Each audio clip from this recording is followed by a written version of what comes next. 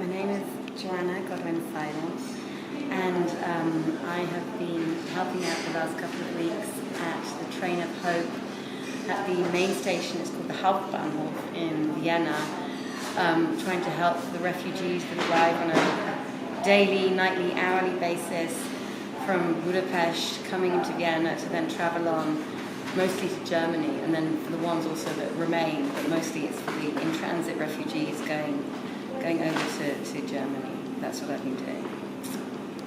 And one of the reasons why I started out doing this is actually I felt a little bit of I don't know whether it's an obligation or a emotional need, maybe is the right word. I don't know if that is the right word.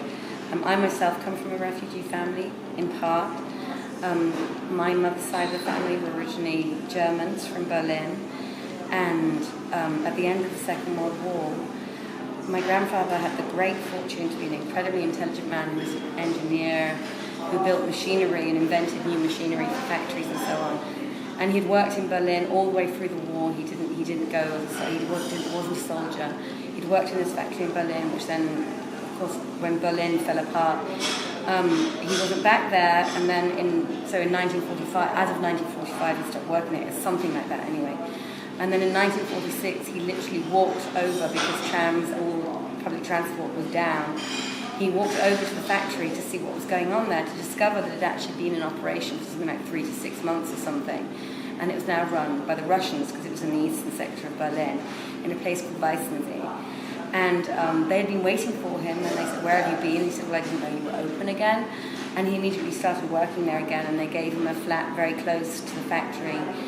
And the thing was, is because my grandfather was this really super person in the engineering field, apparently the Allied forces, as they knew that the victory over Germany or the Nazis was basically a done deal, they had lists of all the people that they wanted to take from Germany or invite from Germany to go to America or to Britain, or I believe France as well. I'm not exactly sure on the complete story. And my grandfather was actually like on the list of 20 engineers. My grandfather was like number 2 on the list or something. And the British had already asked him if he would come to Britain, and he had said no, he wanted to be part of the rebuild of Germany. And then one day he walked into the factory, and a colleague of his said, people have been disappearing from the factory, and just generally disappearing. And he said, "Yes, I do. And I have noticed." And the colleague said, "Well, you haven't heard this from me. We never had this conversation with each other, but you're next on the list." And that lunchtime, so that was, I don't know, sometime in the morning when he got into the factory. And so that lunchtime, he said to everyone at the factory, he waved goodbye and said, "I'm going home for lunch with my family. I'll see you later." Got home to my grandmother, said something like, "Put 5 layers of clothing on. We can't take any luggage. It can't look like we're leaving. We have to leave now. We're going over to the western sector, and I'm walking over to the British while you stay with my mother."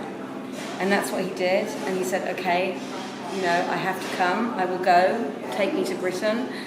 And they more or less flew him out, I don't know if it was the next day, but within the next week, because he had to go fast. They flew him out on some kind of air cargo military plane to the UK, and he ended up in Stockport near Manchester in the north of England. And my grandmother and my mother and my uncle, my mother was something like 7 at the time, and my uncle must have been 5 or something, or 4, were then shipped to some spa town in western Germany. And eventually, after a period of time, they were also moved over to England, where my grandfather was. And so I'm a half refugee child, I guess, and I understand the plight of these people, and I think it's terrible to watch what is going on in the news, and I get very emotional about it. And I think these people have a right as human beings to be somewhere where they can be safe. Like my family was given the opportunity to be somewhere where they could be safe, because otherwise I wouldn't exist today, because my grandfather would have been shipped over to Russia, and I would have been somebody's nice dream or something. But that was one of the reasons. There are a couple of others, but that was also one of the reasons why I felt a need to really want to help and make a difference, because somebody helped us and made a difference for my family.